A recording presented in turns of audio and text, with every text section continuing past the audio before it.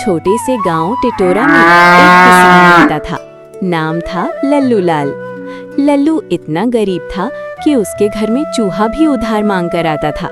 लल्लू रोज सुबह अपनी पत्नी प्यारी देवी से कहता, प्यारी, आज तो किस्मत जरूर बदलेगी।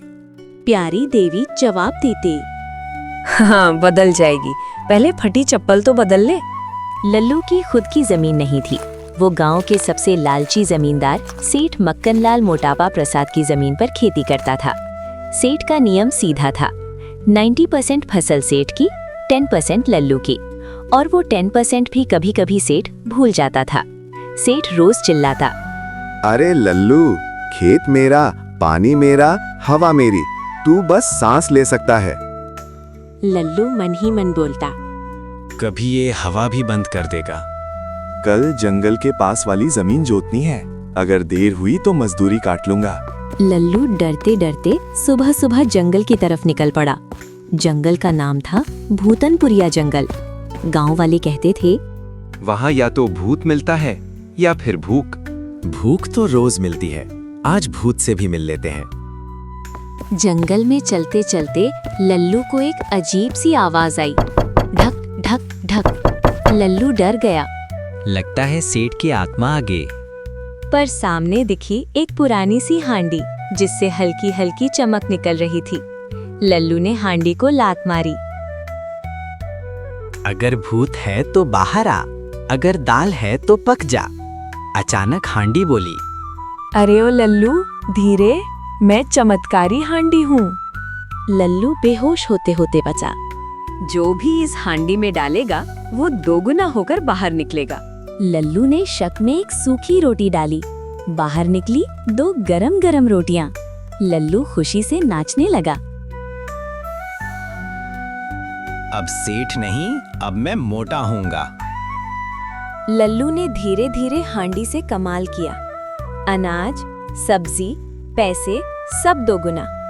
कुछ ही दिनों में लल्लू के घर में खाने की खुशबू, नए कपड़े और हंसी लौट आई।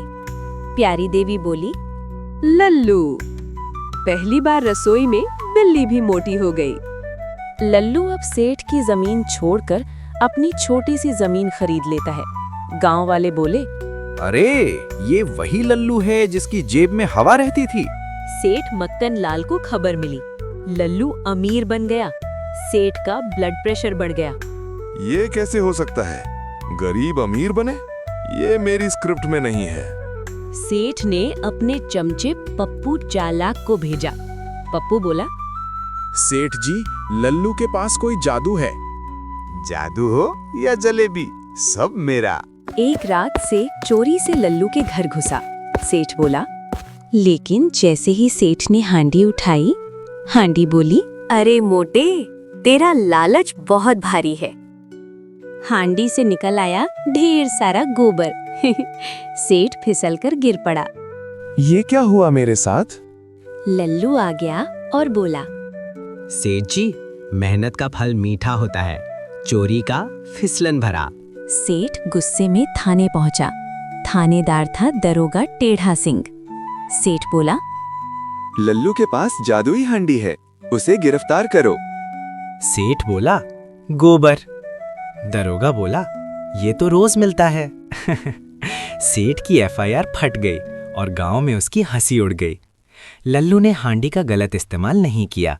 वो गांव में गरीबों को अनाज, बच्चों को खाना और किसानों को मदद देने लगा। हांडी एक दिन बोली, लल्लू, अब मेरी जरूरत नहीं, और हांडी गायब हो गई। लल्लू मुस्कुराया। मेहनत और ईमानदारी सबसे बड़ी हांडी है। गांव खुश, सेठ शर्मिंदा और लल्लू बना सबका प्यारा किसान। दोस्तों, अगर कहानी अच्छी लगी तो हांडी मत चुराना, बस सब्सक्राइब कर देना।